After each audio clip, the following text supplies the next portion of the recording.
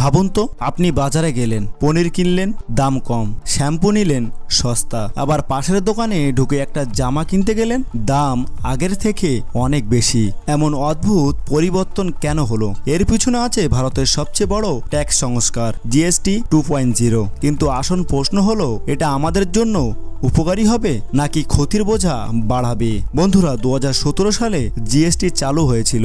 তখন প্রতিশ্রুতি ছিল এক দেশ এক ট্যাক্স, কিন্তু বছর গড়াতেই দেখা গেল বিভ্রান্তি, একাধিক স্লব আর সাধারণ মানুষের মাথা ব্যথা। এবার 2025 সালে সরকার এনেছে জিএসটি 2.0, যা বলছে হবে আরো সহজ, আরো স্বস্তিদায়ক। তাহলে চলুন গল্পর মতো করে দেখি আসলে কি পরিবর্তন হলো। রিনাদি প্রতি সপ্তাহে বাজারে যান। আগে পনির, ঘি, সাবান, শ্যাম্পু কিনতেন, তার বাজেট টানটান হয়ে যেত।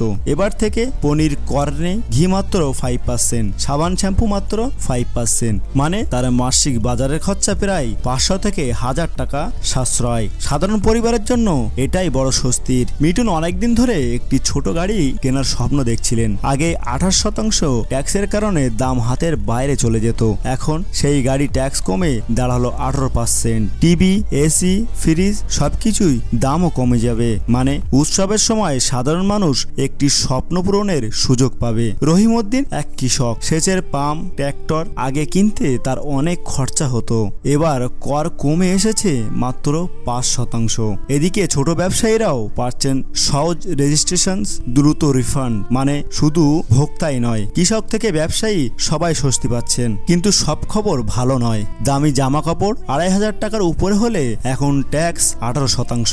লাক্সারি গাড়ি, সিগারেট, সফট ড্রিঙ্ক এইসবের উপর নতুন 40% কর, মানে যারা লাক্সারি ভোগ করেন তাদের জন্য এই খবর তেতো। আবার রাজ্য সরকারগুলো চিন্তা আলাদা। ট্যাক্স কমানোর কারণে কেন্দ্রে প্রায় 25,000 কোটি টাকা কম রাজস্ব আসবে। 2027 সালের মধ্যে এই ক্ষতি দাঁড়াতে পারে প্রায় 2 লক্ষ কোটি টাকায়। তাহলে রাজ্যগুলো উন্নয়ন কি আটকে যাবে? তবে ফুয়েল, মোবাইল বিল, অনেক রেস্তোরাঁও এখনো কোনো ছাড় আসেনি, তাই মানুষের সব সমস্যা কিন্তু মিটলো না। তাহলে আসল সত্যটা কি? হ্যাঁ, সাধারণ মানুষ, কৃষক, ছোট ব্যবসায়ীদের জন্য এটা বড় উপকার, কিন্তু রাজ্য সরকার, লাক্সারি ক্রেতা আর কিছু খাতের জন্য এটা আবার চাপের বটে। অতএব জিএসটি 2.0 এদিকে উৎসবের উপহার, অন্যদিকে রাজস্বের ধাঁধা। প্রশ্ন এখন আমাদের, আপনার মতে জিএসটি 2.0 কি সত্যি মানুষের জীবন সহজ করবে নাকি নতুন সমস্যার সৃষ্টি করবে? কমেন্টে জানাও কোন জিনিসটা তুমি প্রথম কিনতে চাও নতুন জিএসটি রেটে।